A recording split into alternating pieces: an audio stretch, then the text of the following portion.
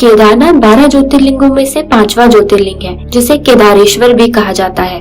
केदारनाथ मंदिर कई सारे रहस्यों से भरा है।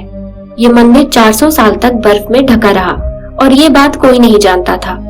केदारनाथ भारत के उत्तराखंड के रुद्रप्रयाग जिला में स्थित है। केदारनाथ मंदिर इतना पुराना है, इसका वर्णन हमें हमारे पुराणों में मिलता है। तो आइए जानते हैं केदारनाथ की कहानी। पुराणों के अनुसार जब ब्रह्मादेव ने सृष्टि बनाई तो भगवान विष्णु ने नर और नारायण के नाम से अवतार लिया। उन्होंने कई वर्षों तक महादेव की तपस्या की। भगवान शिव ने तपस्या से प्रसन्न होकर उन्हें वरदान मांगने को कहा।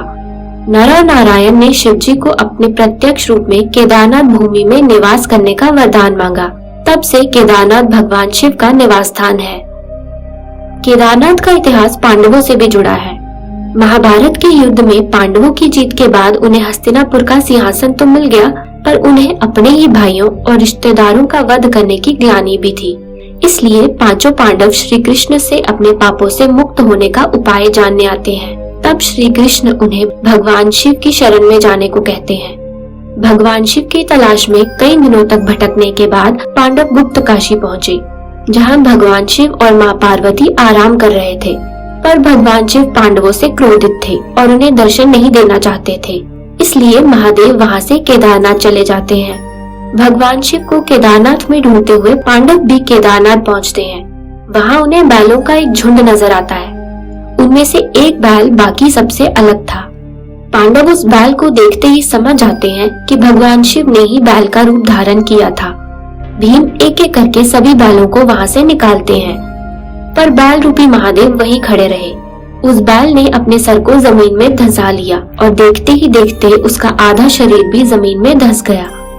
भीम ने फौरन बैल की पूंछ पकड़कर उसे बाहर खींचने की कोशिश की, पर बैल का बस पिछला हिस्सा ही बाहर आ पाया। पांडवों के इतने प्रयास देखकर भगवान शिव प्रसन्न हुए और उन्हें दर्शन दिए। क्योंकि भगवान शिव का बस पिछला हिस्सा ही जमीन के ऊपर आ सका, इसलिए केदारनाथ मंदिर में शिव जी के इसी रूप की पूजा की जाती है। भगवान शिव के बैल रूपी शरीर के हिस्से 5 अलग अलग जगह निकले थे, जिन्हें पंच केदार कहा जाता है। पांडवों ने शिव जी की पूजा के लिए इन 5 स्थानों पर मंदिर बनाए और इस तरह पांडव अपने पापों से मुक्त हुए। पंच केदार का पहला धाम है केदारनाथ, जहाँ भीम ने महादेव के पिछले भाग को पकड़ा था। दूसरा धाम है तुंगनाथ, जहाँ महादेव की भुजाएं प्रकट हुई। ये मंदिर विश्व का सबसे ऊंचा शिव मंदिर है। जिस स्थान पर महादेव का मुख प्रकट हुआ उसे रुद्रनाथ के नाम से जाना जाता है। जहाँ महादेव की जटाएं प्रकट हुई उसे कल्पेश्वर और जहाँ मध्यम भाग प्रकट हुआ उसे मध्यमेश्वर के नाम से जाना जाता है। यहाँ शिव जी की नाभि की पूजा की जाती है।